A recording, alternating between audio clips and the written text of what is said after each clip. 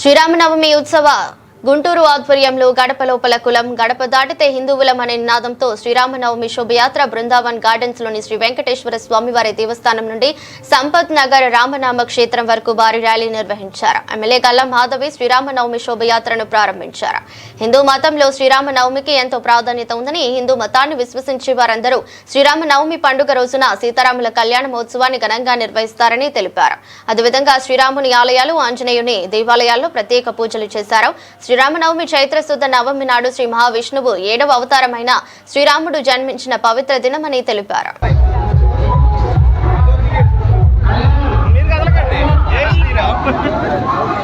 Sir చెప్పండి sir.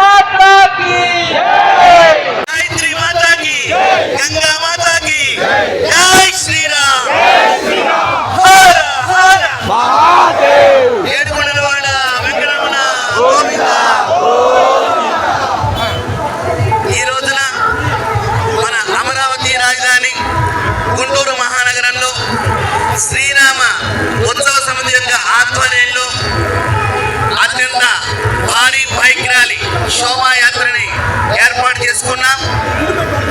Hindu సమాజంలో సంఘటిత శక్తి ప్రదర్శన కోసం చేయి చేయి కలుపుతూ ఒక స్ఫూర్తిదాయకంగా ముందు తరాల వారికి ఈ యొక్క సంస్కృతిని, సాంప్రదాయాన్ని, ఆచార వ్యవహారాన్ని, స్ఫూర్తిని అందించాలని ఒక చక్కటి ఉద్దేశంతో పట్టణంలోని ప్రముఖులందరూ కూడా కలిసి ఇది 9వ సంవత్సరం ఈ శోభయాత్రని ఘనంగా మనం జరుపుకోబోతున్నాం.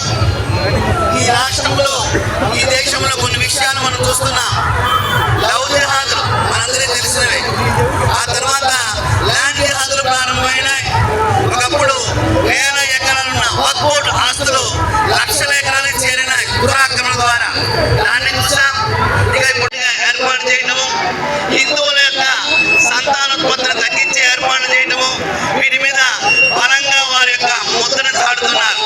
ఇటువంటి సమయంలో మనం కులాలకు అతీతంగా, వర్గాలకు అతీతంగా, వర్ణాలకు అతీతంగా అందరూ కూడా కలిసిమెలిసి ఒక చక్కటి వాతావరణంలో ఒక వ్యక్తిత్వ వికాసాన్ని, శీల నిర్మాణాన్ని, ఆదర్శ మానవ జీవన విధాన విలువను పెంపొందించుకుంటూ ముందుకు సాగే విధంగా మనందరం కలిసి ఈ శోభయాత్రలో మనం పాల్గొందాం.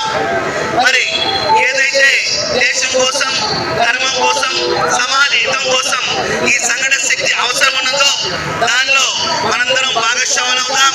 ఈ యొక్క శోభాయాత్ర ముందు తరాల వారికి ఒక ఆదర్శవంతంగా ఉండే విధంగా వెళ్ళాలని, అలాగే నాకు ఉగాది రోజున ఒక మంచి వార్త కేంద్రం నుంచి అందింది. ఇది ఇంతవరకు నేను ప్రకటించాలా, ఈ వేదిక ద్వారా ప్రకటిద్దాం అనుకున్నా. అదేమిటంటే అయోధ్యలో రామాలయం మనం చేసుకున్నాం. ఆ శంకుస్థాపనకి దేశం మొత్తం మీద 180 మందిని సెలెక్ట్ చేశారు. 140 కోట్లలోంచి. దాంట్లో ఆంధ్ర రాష్ట్రం నుంచి నా ఒక్కడికి అవకాశం ఇచ్చారు. అది నేను దాంట్లో పాల్గొన్నాను. ఇక ప్రతిష్ట అంటే చాలా మంది వెళ్ళాలి, వేరే విషయం. అలాగే సీతమ్మ వారు బీహార్లో సీతామణి అంటారు. సీతమ్మ వారు భూమిలోకి ప్రవేశించిన స్థానం అది. అక్కడ మోడీ గారు కొత్తగా ఇప్పుడు